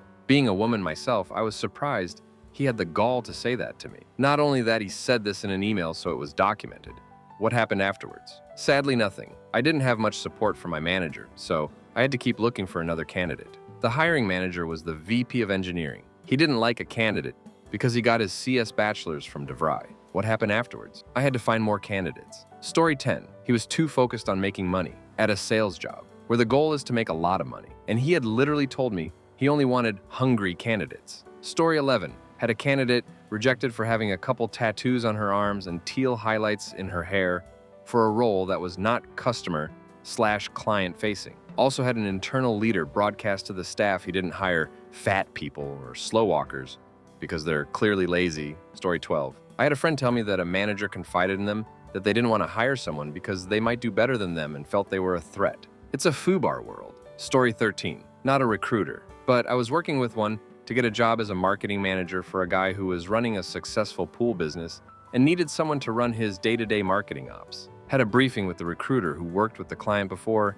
and successfully placed candidates with him. I had a heavy creative/marketing background in blue-collar industries, projects, campaign results I showcased through my portfolio. I even reused an old presentation from an older interview to make myself stand out. I really thought I had it as I connected well with the owner, showcased myself, and we were the same age, and he lived in the same area I lived. It came down to me and another candidate, and I got the email that I wasn't chosen. The reason? He wanted someone who was more admin than marketing. Even the recruiter was completely stunned at the reasoning. $115,000 salary would have been a $35,000 increase for me. Completely flexible between fully remote/hybrid and would have been a 15-minute commute. God damn, it was devastating to hear I didn't get it, as that would have been life-changing for me right now. Story 14. I finished a job on the 30th of October and started a job on the 2nd November. I was unemployed for a weekend. I don't list exact dates on resume, only months. The manager rescinded the offer because I lied. Even though we had never discussed the dates I had worked there, the information was correct. She was picky in the interview and was not friendly, so I dodged a bullet. Story 15. About 15 years ago, I oversaw a group interview session for entry-level roles at a large grocery chain. About 20 candidates came in for a 1-hour session, tasked with some teamwork activities, etc. Ducking hell. What's wrong with you? You set up all that for a grocery store clerk position? Just hire the first person, though, the door, who looks clean and speaks some English. There's no need to waste everybody's time playing silly games. Story 16. At the end of the day, people hire who they like, regardless of skills, knowledge, or experience. Every job I've ever landed was based on the interviewer vibing with me and liked me and felt they could get along with me in a work environment. I was actually told this by the owner of the company at my first real job. He told me years later, there were other applicants that were much more qualified than you, but I hired you because I just felt that your personality and energy was the best fit for the company. Resumes and experience and references can all be fabricated. I guess I agree with the energy and vibe of a potential employee interviewing for a position. Story 17. Manager was one of those ex-military types who thinks it automatically makes you better than everyone else simply because you served. I mean, there are convicted rapists, murderers, and other criminals who served, you know? In any case, if a candidate was also ex-military, they could get an interview with a crafty resume and do no wrong in this man's eyes. They could curse and even show blatant misogyny during an interview and still get an offer. But if a candidate had not served, they had better show some respect and need to personally say thank you for your service or something like that when he dropped his inevitable speech about how long he had served and how proud he was to have defended this country. He never served on the front lines or saw any combat. Story 18. In a final interview, I met with the line manager for an informal chat. I asked about the team dynamics, then mentioned that I often brought chocolate and other sweet stuff for my colleagues in my previous role. Line manager's response was no, she won't hire me. She's getting married in X weeks and she had to fit in her dress. Oddly, I didn't get the job. A friend of a friend went for an audition and was turned down because they already had one blonde. They didn't need another. One hiring manager I worked with refused to shortlist someone based on her LinkedIn profile photo. Blue or purple hair, I can't remember. Piercings and possibly her tattoos were on display as well. I intervened. She got the job. Story 19. She mentioned she may want to get into operations in 10 years. We want someone to stay on our team for longer than that. Who wants to be in the same position for that long? Story 20. Not a professional recruiter, but was asked to sort through hundreds of profiles and filter the best. They liked 0 candidates. The CVs I showed them were rejected for the most baffling of reasons. One of the positions was for an assistant to the secretary to handle things about the office, answer calls, what have you. This is an old-ass job. There were dozens of candidates who had worked this kind of job their whole lives. 20, 30, 40 years of experience, many consecutive years in the same companies. There was a woman with 20-plus years of experience who lived 2 streets away. I must have shown them like 30 of these perfectly valid profiles. They instantly rejected each and every one. They kept avoiding giving a proper reason, only saying things like, "This is not the kind of secretary our boss is gonna like." It didn't take me long to realize he was looking for someone he found attractive. The other position they wanted to fill was another comp sci intern like I was, since I'd be leaving soon. I'll never forget the awful reaction to one particular profile. For context, this was in Spain. The secretary across from my desk was reviewing the profiles, and another worker happened to walk in to ask about some supplies. While they were talking, she reached that profile. It was a black girl, 19 or 20, can't remember. A student applying from a college that didn't ask for money in exchange for the internship. Best candidate we had for this. Not many people applying to this crafty job. Nothing wrong with her profile. The secretary showed the profile to the coworker, and they started laughing. "Look at the conguita," the secretary said while laughing. Conguita is basically a derogatory way of talking about black people. Congo is an African country, and the word is associated with minstrel-like caricatures of black people. So I guess in their minds, a black girl applying for a job, there was the most hilarious thing they'd seen in their lives. It was baffling, honestly. Full-on dismissal, and they moved on just like that. Story 21. Guy wore loafers with no socks to a formality interview with the CEO. He looked fine and stylish dude, really. CEO chose not to hire him because he didn't wear socks. Never worked with that CEO again, and I told the candidate the truth. Story 22. Happened to me recently, but we turned down somebody only because the other candidate sent a thank you email afterwards. To make matters worse, the hiring team met the candidate who sent the email and deemed him not a good fit at all, so had me beg the initial candidate I had chosen to reconsider. Guess moral of the story is always send a thank you email. Story 23. I used to work for city government in a small but growing town, 500 employees. The whole place was backwards as hell. And one of those instances was the fact that the 2 HR generalists did all of the pre-screening for every role. One was extremely old school. She was in her early 70s and had 30 years of HR for a small-town banking HR experience before this. She told me that anyone who put "C resume" on any single question on the application process was automatically disqualified. She screened half of all jobs for the city. There were 7 to 10 pages of questions that were basically carved out pages for things housed on most everyone's resumes. Dedicated boxes with unintuitive fields to retype what's already provided. Education, certificates, last 10 years of past jobs, etc. Her logic was apparently that anyone who couldn't follow instruction on an application can't follow instructions in a job and didn't deserve a chance. Story 24. Not a recruiter, but a story from a candidate. POV. Early in my career, I was one of 3 internal candidates being considered for a position. It was a very close competition that came down to a few managers hashing it out in a meeting. My desk was up against the wall of the meeting room, and I heard one of them describe how they came to the conclusion that the winning candidate was the one. During the interview, a ceiling panel fell out of the ceiling and landed on her head, smashing into several pieces. After a brief stunned silence, the room broke out into laughter. "The job was hers right then and there," he said. While I get the importance of a well-timed icebreaker, it was frustrating to hear, and I still wonder what would have happened had the panel fallen on my head instead. Story 25. I missed out on a job because HR was worried because I left my previous job due to several frustrations. She was afraid that I might get frustrated again. I was looking for a job. Of course, something about my old job was frustrating. Story 26. Me. This candidate used to be the senior developer on this exact team, on this exact project 2 years ago, when it used to be run by our competitors before we bought them out. He left because he could become a manager and thought that was a good career goal. Now he realizes he just wants to stick to software development, regrets ever leaving, and wants to come back to this role, director. But if I hire him, I have no need for a manager. I'll have nowhere to promote him. I just need a senior developer with extensive knowledge of our customer and this project, me. Again, that's exactly what he wants to do. He doesn't want management. Director, yeah, still too risky. It's a no from me. Find someone who's a better fit. Story 27. I was the candidate, applying for an HR/benefits role. I found out that the hiring manager had worked for the same company as me. Any candidates who had worked for that company were rejected, which is interesting because the recruiter loved me and said my experience was exactly what they were looking for. Story 28. The hiring manager saw the candidate on a weekend in a mall doing shopping in a track outfit, and she decided to not go forward with the candidate because she doesn't dress appropriately when out in public or takes care of her appearance. Dumbest excuse I've ever heard. Had to ask that hiring manager to give me a skill as a reason because I'm not accepting her declining her because she dresses comfortably on the weekends to go shopping. Heck, she may be going to the gym after her shop or whatever. Just because she doesn't doll up to go buy groceries doesn't mean she's inappropriately dressed or can't do the job. This was a high-end candidate, and it took weeks to find someone like her. A lot of times people hate recruiters because we have to be the buffer, and sometimes it's the hiring managers who are full of crap. Story 29. I was hiring my replacement for a rather niche high-end sales position, home improvement industry. There were only 3 small businesses in the area that offered the same service we did. Had a guy interview that was a perfect fit. He was well-spoken and professional, had experience in an adjacent field, knew all the right questions to ask, and asked for less money than I was making. The type of candidate everyone dreams about. The owner vetoed him because he followed our competition on Facebook. He also followed us. That was how he found the position. But that didn't matter.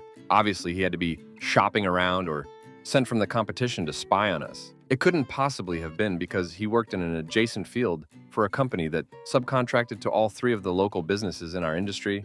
There's a reason I left that position, and the owner was most of them. Story 30. I was part of a panel interview where myself and colleagues were interviewing a young woman for a role similar to mine. She was amazing, but the older woman on my team said no because she wore pink high heels. Apparently that is very unprofessional. Story 31. I once got told in an interview that I didn't get the job because I was nervous. It was for a job that I was already doing at the same place. My work presentation was the teaching session I'd been providing for the previous 6 months. Are you not supposed to be nervous? Story 32. I found a candidate who was a perfect fit, was ready to do everything that company asked for. Reason for rejection. He is overaged, won't be able to adjust in company. What was his age? 42 years. Story 33. Been in the game 20 years, and the stories I could tell, sexism, homophobia, all been part of it. My personal standouts are talks with a northern accent, had a limp, had a mullet, wore an orange boiler suit to the interview, even though he had told them he'd have to go on his way home from work and wouldn't have time to change. Story 34. Candidate didn't want to take 5 a.m. calls with teams in UK and still be expected to work till 5 p.m.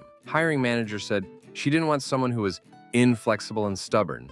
10 years of editorial design work with impressive portfolio was not polished or highbrow enough for a construction company product designer with extensive case studies, not only showcasing visual design chops, but also leadership and design thinking. Had a sloppy portfolio, radio silence for 8 months. Demanded an interview within 24 hours. Obviously, the candidate was not interested, to which the client responded that they weren't good enough anyway. Some hiring managers have the biggest heads. Story 35. I'm not a recruiter, but have been involved in selection of candidates for a role in our team. There was a great candidate, and my boss discarded the person right after the interview because he's a male. Females are much more obedient. I only hire women. I'm not even joking. This person is a HR disaster. Story 36. Legit saw a great candidate turned away because the color of the folder that they brought, which contained his resume, great work examples, etc., was too aggressive. Story 37. Once upon a time, I worked for a local authority in the UK. My boss was interviewing for contractors at a hefty 72 pounds per hour, which in God's year 2008 was a lot of money. She narrowed it down to 2 candidates. One was very good, smart, hardworking, references, but she hired the second one. The first looked too much like a git. The guy she hired was a lazy idiot, but she didn't care. Story 38. Not a recruiter, but one of my old managers used to throw away half of the CV pile because those people were unlucky and he doesn't hire unlucky people. Story 39. They asked me for my worst trait in a QA interview. I said I'm not good negotiating. They used it as an excuse because QA needs to negotiate daily to get their bugs fixed. I don't think bringing up stuff that should be prioritized is called negotiating story 40. Some of these responses are wild. I just had an interview the other day, and a representative of the labor union was present just to observe all the interviews and take notes as a safeguard to minimize the risk of biases among the interviewers. Seems like this should be standard more workplaces. Story 41. I got rejected because I came wearing mittens with my formals in blistering January cold. Apparently, the dark blue wool was an affront to professionalism and decorum. The interviewers, CEO and manager, said this, then moved on to ask me questions about their company, which I nailed, but they raised their tones and said all of my responses were wrong. After leaving the room and rechecking, I realized all my responses were right. To add insult to injury, my friend went in next, gave the exact same responses, and got hired. Story 42. Not a recruiter, but this reminded me of a time I was once rejected because it didn't seem like I knew how to write code. This could be misconstrued in different ways, but it sounded like they thought I literally didn't know how to program. Not that I was a bad programmer. This is in spite of the fact I sent them links to all my public code. Story 43. Crazy how this is the world we live in. What's even crazier is the fact that everything essential for life is dependent upon these stupid hiring managers and their stupid decisions. Think about it. Food, housing, utilities, car insurance, health insurance, the list goes on. It's all in their hands.